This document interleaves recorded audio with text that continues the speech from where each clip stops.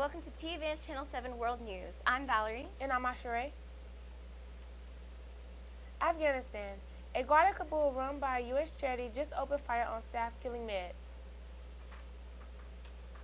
A guard at a Kabul hospital run by a U.S. charity opened fire on staff on Thursday, killing at least one foreign doctor and wounding several other people, medics told AFP.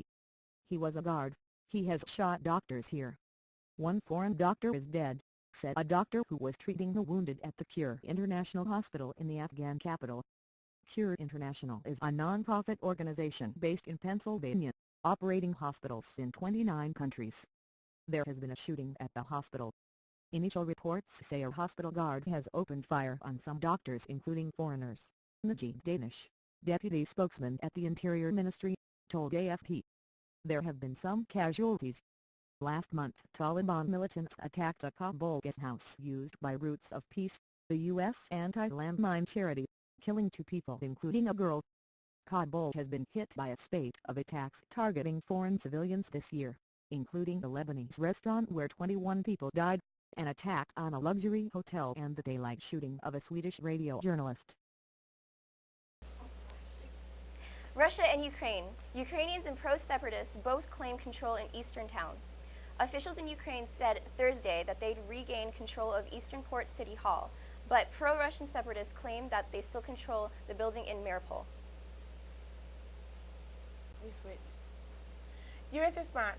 President Obama, referring to malicious armed men occupying buildings in eastern Ukraine, noted that Russia has failed to abide by the spirit of a deal struck in Geneva last week, and the U.S. is readying new sanctions in response. Ukrainian leaders are also accusing Russia of supporting the kidnapping of patriots, like Vladimir Rybak, whose body was found last weekend.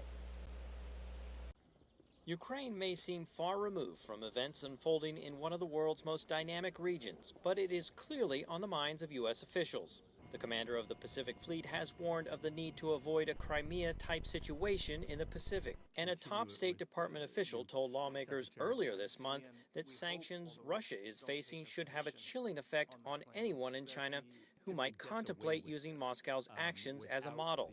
As China's military might and confidence grows, it is increasingly finding itself entangled in territorial disputes, be it disputes over islands in the East China Sea with Japan or with the Philippines and other nations in the South China Sea. There is clearly a temptation for Beijing to try to alter the status quo, says political scientist Jean-Pierre Cabestan. But he says there are big differences between China's disputes in Asia and what has happened in the Crimean Peninsula. For one thing, as you know, Japan is a U.S. ally. There is a security treaty between Japan and the U.S.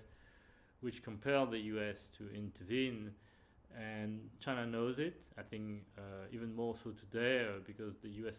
Obama administration has sent a number of very clear signals to China that the U.S. would be involved in any armed conflict around the Senkaku. Japan will be the first stop on President Obama's 4-nation tour of the region, which includes visits to South Korea and 2 other Southeast Asian nations that have disputes with China in the South China Sea, the Philippines and Malaysia.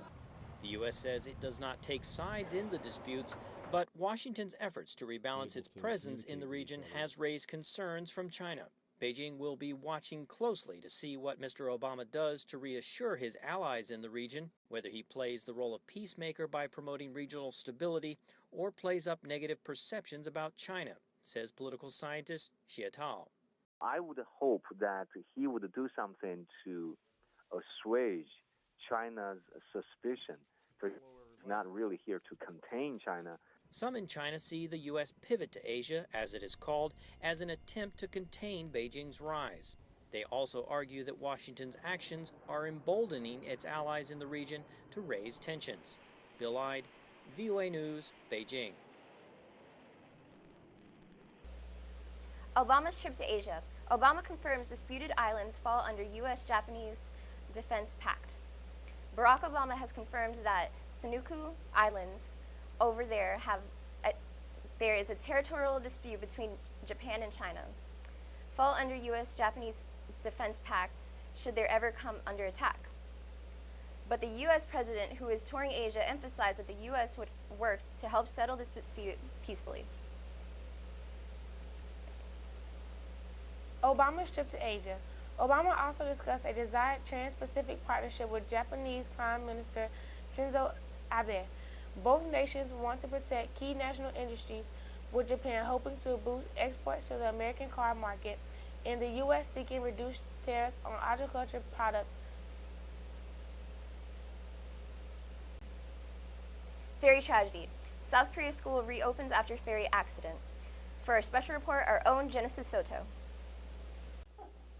All right, guys, thank you. I actually have a story on something that happened in South Korea recently. A ferry ship sank. They're usually called ferry ships or ferry boats. It's like a large boat or a ship that carries a lot of cargo and passengers.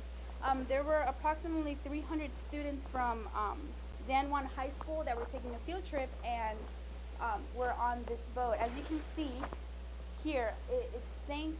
Only half of it sank, but it sank to the side going forward. There were 476 people on board. Almost 250 students and teachers were reported dead. They were on board, like I said, due to a field trip. The ship is about 480 feet long, and people are not sure yet how it sank, but investigators do think that it was a human error. Maybe they turned the wrong way or some button was pressed or something, I'm not sure. And many people say that the government knows something, but is not saying much. Kind of like the Malaysian government. Thank you guys. This has been your global awareness news thing day. Have a good one.